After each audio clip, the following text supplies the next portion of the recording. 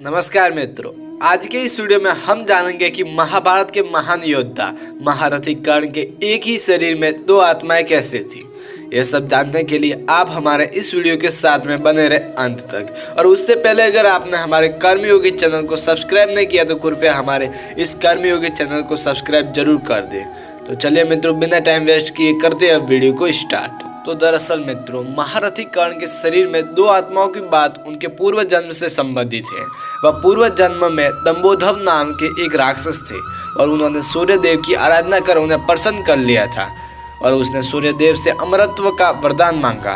तब सूर्य देव ने कहा कि यह संभव नहीं है, जिसने जन्म लिया है उसे मरना है, तुम कुछ और ही मांग लो।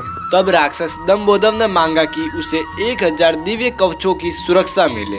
इनमें से एक भी कवच वही सिर पर तोड़ सके जिसने 1000 वर्ष तक तपस्या की हो, और जैसे ही कोई एक भी कवच को तोड़े वह तुरंत मृत्यु को प्राप्त हो। सूर्य देवता बड़े चिंतित हुए। वे इतना तो समझ ही पा रहे थे कि यह असुर इस वरदान का दुरुपयोग करेगा, किंतु उसकी तपस्या के आगे वे मजबूर थे। उन्हें उसे यह वरदान देना ही पड़ा। इन कवचों से सुरक्षित होने के बाद वही हुआ जिसका सूर्य देव को डर था। दंभोदर अपने सहस्त्र कवचों की शक्ति से अपने आप को अमर मानकर मनचाहे अत्याचार करने लगा। वह सहस्त्र कवच नाम से जाना जाने लगा। उधर सती जी के पिता दक्ष प्रजापति ने अपनी पुत्री मूर्ति का विवाह ब्रह्मा जी के मानस पुत्र धर्म से किया।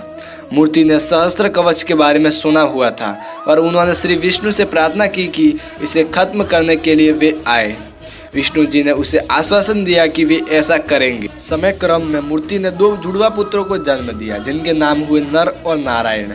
दोनों 2 शरीर में होते हुए भी एक थे। 2 शरीरों में एक ही आत्मा थी। विष्णु जी ने एक साथ 2 शरीरों में नर और नारायण के रूप में अवतरण किया था। दोनों भाई बड़े हुए। एक बार दंभोदर इस वन पर चढ़ आया। तब उसने एक तेजस्वी मनुष्य को अपनी ओर आते देखा और भय का अनुभव किया। उस व्यक्ति ने कहा कि मैं नर हूँ और तुमसे युद्ध करने आया हूँ। भय होते भी दंभोदर ने हंसकर कहा, तुम मेरे बारे में जानते ही क्या हो?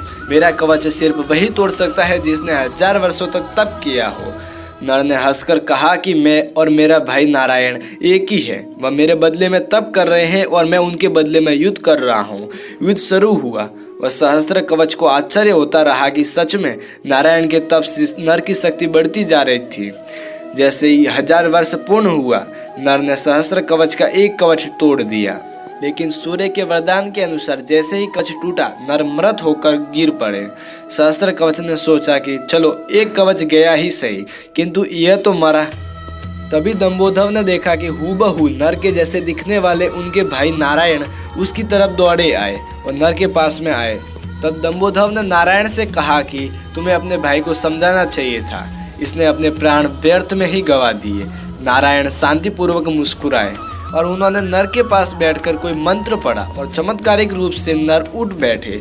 तब दंभोदर की समझ में आया कि 1000 वर्ष तक शिव जी की तपस्या करने से नारायण को मृत्युंजय मंत्र की सिद्धि प्राप्त हुई है, जिससे वे अपने भाई को पुनर्जीवित कर सकते हैं।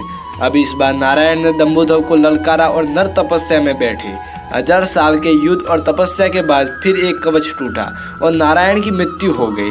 फिर नर ने आकर नारायण को पुनर्जीवित कर दिया और यह चक्र फिर चलता रहा। इस तरह 999 बार युद्ध हुआ। एक भाई युद्ध करता तो दूसरा तपस्या। हर बार पहले की मृत्यु पर दूसरा उसे पुनर्जीवित कर देता। जब 999 कवच टूट गए तो सहस्त्र कवच समझ गया कि अब मेरी मृत्यु हो जाएगी। तब वह युद्ध त्याग कर सूर्यलोक भागकर सूर्यदेव के शरणागत हुआ। नर और नारायण उनका पीछा करते हुए सूर्यलोक पहुंचे और सूर्यदेव से उसे सौंपने को कहा, किंतु अपने भक्त को सौंपने पर सूर्यदेव राजी न हुए। तब नारायण ने अपने कमंडल में जल लेकर सूर्यदेव को श्राप दिया कि आप इस असुर को उसके कर्म फल से बचाने का प्रयास कर रहे हैं, जिसके लिए आप भी इसके पापों के भागीदार हुए और आप भी इसके साथ जन्म लेंगे इसका कर्म फल भोगने के लिए। और इसके साथ ही त्रेता युग समाप्त हुआ और द्वापर युग प्रारंभ हुआ। और कुछ समय बाद कुंती जी ने अपने वरदान को जांचते हुए सूर्यदेव का आह्वान किया और कर्ण का जन्म हुआ। लेकिन यह आमतौर पर ज्ञात नहीं है कि कर्ण सिर्फ सूर्यपुत्र ही नहीं है, बल्कि उसके भीतर सूर्य और दंभोदर दोनों हैं।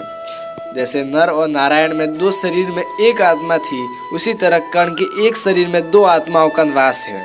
सूर्य और सहस्त्र कवच। दूसरी ओर नर और नारायण इस बार अर्जुन और कृष्ण के रूप में आए, कर्ण के भीतर जो सूर्य का अंश है वही उसे तेजस्वी वीर बनाता है, जबकि उसके भीतर दम्भोदर भी होने से उसके कर्म फल उसे अनेक अन्याय और अपमान मिलते हैं और उसे द्रौपदी का अपमान करना और ऐसे ही अनेक अपकर्म करने को प्रेरित करता है। यदि अर्जुन कर्ण का कवच तोड़ता तो तुरंत ही उसकी मृत्यु हो जाती, इसीलिए इंद्र उससे उसका कवच पहले ही मांग ले गए थे। तो फिर मित्रों, इस वीडियो में आपने जाना कि महारथी कर्ण के एक ही शरीर में दो आत्माएं कैसे थी। आशा करता हूँ कि मित्रों ये वीडियो जानकर आपको अच्छा लगा होगा, तो कृपया हमारे इस वीडियो को लाइक, कमेंट, शेयर एंड हमारे कर्मयोगी चैनल को सब्सक्राइब जरूर कर दें। तो फिर चलिए मित्रों, आज के लिए इतना ही, फिर मिलती है अगले वीडियो के साथ में।